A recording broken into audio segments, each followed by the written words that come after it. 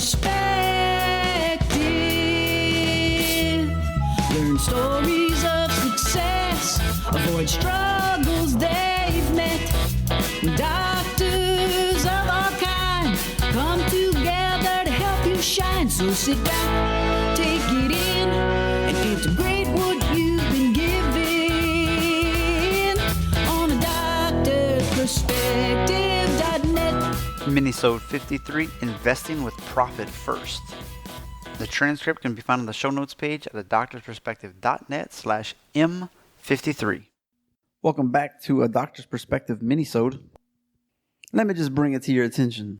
It's not out yet, but I got a coloring book. It's going to be sweet. It's going to have animals, some you know, and some your kids won't know, more than likely, like a platypus or a praying mantis. You know, some strange animals, but kind of cool. And it's going to be trilingual, English, Chinese, and Spanish. So your kids can color some cool animals. At the same time, it's flashcards. So if you do a Kindle version, you can just flashcard them, and they can learn a bunch of things. Potentially by the time you hear this, it is out. If you don't find it on Amazon underneath my name, then just hang tight. It'll get there soon. Today's episode, I was watching some Future videos again with Chris Do, and he was discussing, how much you should bid, for a designing project. And of course, they do logos and website design and brochures and all this, and he charges us a premium price. And he was talking about if you were going to hire someone else to do it for you with your experience level, what would that cost? And how many days would it take to do this project that this person wants? You got a number. Now increase it because it might take longer. Then you got to add a sales rep percentage in there, a manager that oversight everything, and you also have to add profit into that. And then you have this much bigger number than you probably would have initially said. You would have quoted this person $5,000, this business. But now the price is almost like $16,000. And depending on the business you're talking about, they might say, yeah, that's a great price. Obviously, a small mom and pop might not think that's a good price, but a medium-sized company could say, yeah, that's a fair price. I like your work, etc. So how do you translate this into a medical practice, PT, chiro, etc.? So I was thinking an associate or a piece of equipment. So if you add all of these things together, what does this equipment or associate need to bring in per hour so that all the numbers work financially and it's a good decision? So here's kind of what I came up with. An associate, $5,500 a month. You're going to have some tax in there. Let's say $1,200. These are just simple numbers, okay? That's $6,700 a month. Let's assume you work a 36-hour week, 4.3 weeks. That's 154.8 hours per month. So let's go with that number. Say 154.8. So just to cover that, it's $43 per hour. Now, this person's probably going to need some extra marketing. Let's say 10% of their salary would be an increase in your marketing budget. That's $670. You're going to have extra staff. Let's say it's $1,200. Maybe it's not staff. Maybe it's partially staff.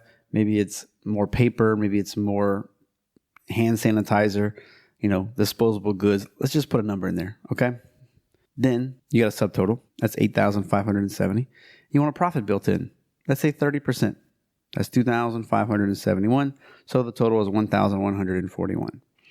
You divide that by the 154.8 hours per month, and it's pretty much $72 per hour. So now you have to find out, can you increase your business? Let's say you keep working the same as you are, and you're just busting through the seams, so you need to hire somebody else. How many people does that person need to see to make an extra $72 an hour for the clinic? Because even at 72, that's a 30% profit, right? Now, obviously, if you're trying to step back and not do as much work, that's a different factor. You have to play with these formulas a little bit better. But even a piece of equipment. So you want to get a new code laser. What does that laser cost? Do you have to have an extra staff person doing it? What does that cost? How much profit are you wanting to get as a percentage? And then you can find out, okay, I need to actually make whatever. I'm just making the number up. $60 an hour on this device to pay for it and make it profitable. So that means how many patients can you see in an hour doing, say, code laser? Well, some of them are like a 10-minute program. Some of them are like a 20-minute. So you got to figure that out, and then you can divide that amount per hour by the amount of treatments you get. maybe have a little cushion in there. And then, like, okay, this will be a profitable adventure or not. And if you go back to the associate, since you're already making a 30% profit, now you can do a bonus structure, So in this case, it was, let's just say 11,000 even. You get an associate, they bring in an extra 11,000. You've already made an extra 30% profit. You want that higher? You say you want to make a 50%, 60% profit before you profit share with them? Then okay. And that means it makes more. And then you can have a sliding scale, the first 20,000 extra you make this percentage. And then every 5,000 after that, you get a percentage from that. I know Kevin Christie did an episode with the Modern Chiropractic Marketing Show about associate bonusing structures. It was really good. I would search for that one, and then you can combine these two episodes, and I think you could really be at a much more educated position before making some kind of decision that could impact you negatively if things don't work out because the planning wasn't there. So anyway, that's what I got for you. Listen, think, and implement.